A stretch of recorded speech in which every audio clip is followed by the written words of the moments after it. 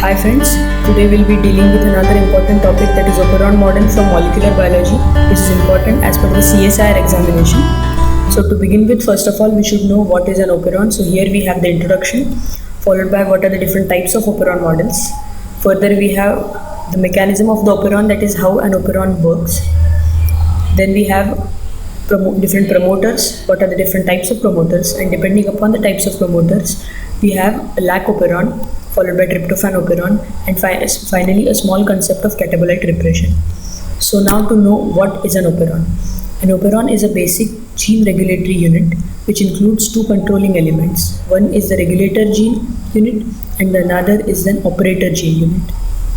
As seen in this figure, the promoter region, the operator region and the structural genes together constitute an operon model. Usually this operator region lies between the promoter region and the structural genes, which is important as per the transcription regulation point of view.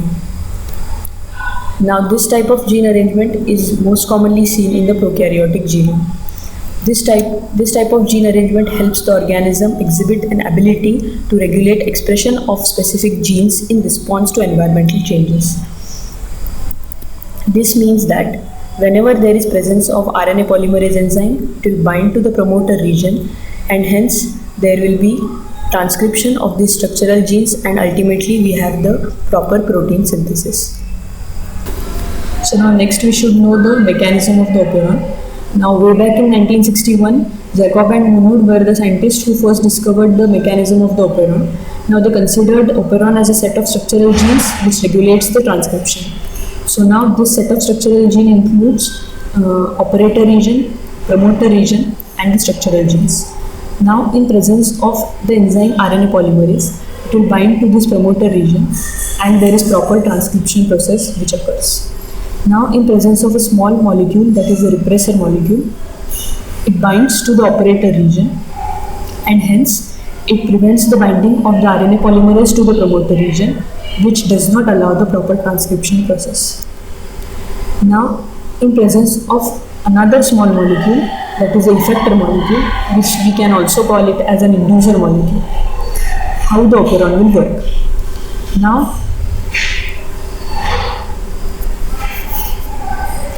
Now in presence of another small molecule, that is the effector molecule, which we call it as an inducer molecule, how the operon will work. So now the inducer repressor complex which is formed, it cannot bind the operator region and therefore it displaces the repressor from the operator region and hence brings about the proper transcription. This can be explained with the help of proper diagram. Herein we have the promoter region, the operator region and the structural genes. Now whenever there is binding of the RNA polymerase to the promoter region, there occurs the transcription. In presence of a small repressor molecule which binds to operator region, it prevents the binding of RNA polymerase to the promoter region and hence there is no transcription.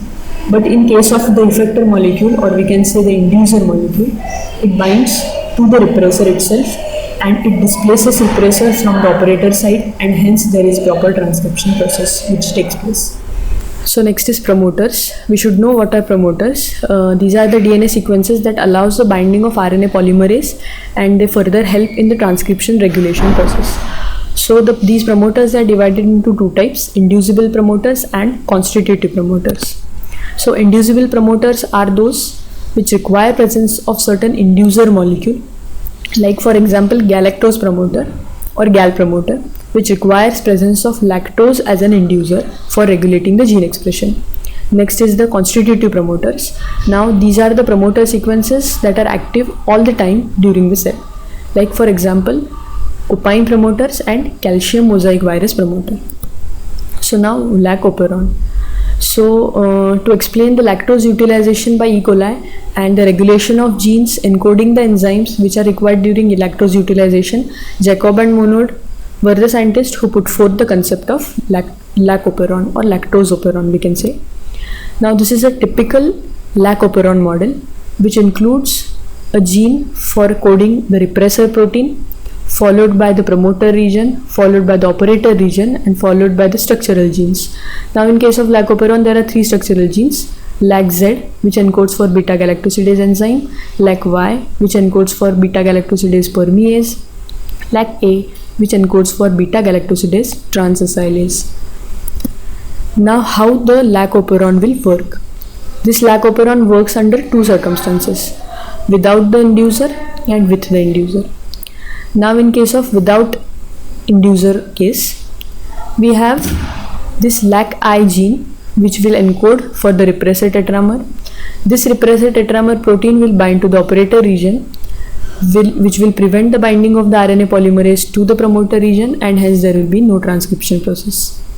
Now in the other case, that is in presence of inducer molecule, this LAC-I as usual will code for the repressor tetramer, but due to presence of inducer, this repressor tetramer protein will not bind to the operator. That is, the inducer will displace the repressor from the operator site, and hence the RNA polymerase can easily bind to the promoter region, and hence there will be the transcription of the LAC-Z, LAC-Y and LAC-A genes, which will encode for the particular enzymes, that is beta-galactosidase, polyase and transacylase. Now next is the tryptophan operon. Tryptophan operon is a widely studied repressible operon model. That is, in presence of tryptophan there will be no transcription, and in its absence there will be regulation of the gene expression. This is a typical diagram for tryptophan operon. Now this tryptophan operon contains TRP-R gene. This R gene will encode for proper mRNA, which will further form tryptophan repressor molecule. Now this tryptophan repressor protein molecule will bind to the operator region, and hence it will cause the attenuation of the leader sequence, and there will be no transcription, or we will have a attenuated mRNA sequence. And similar will be the case in the absence of tryptophan. In absence of tryptophan, there will be no binding of the tryptophan repressor molecule with that of the tryptophan molecule, and hence there will be no binding of this tryptophan and the repressor complex to the promoter region, and hence there will be proper transcription process which will transcribe the structural genes, and hence we will get proper tryptophan mRNA. Now next is the concept of catabolite repression. Now presence of glucose in the media where E. coli cells are growing has been known to prevent the induction of lac operon. This means the glucose is metabolized when present in preference to other less efficient energy sources. That is, unless and until complete exhaustion of glucose from the media takes place, the cells will not switch over to any another energy source. So this catabolite repression in case of lac operon can be explained as follows. So here we have the regulation of catabolite repression in presence of lac operon by a regulatory protein called the catabolite activator protein and an effector molecule, that is the CAMP molecule. Now this complex of CAP and CAMP should remain bound to the promoter to induce transcription. So now we can explain this as in presence of high glucose, there is no conversion of ATP to CAMP, and hence there is no question of transcription regulation. Now in presence of low glucose, this ATP is converted to CAMP.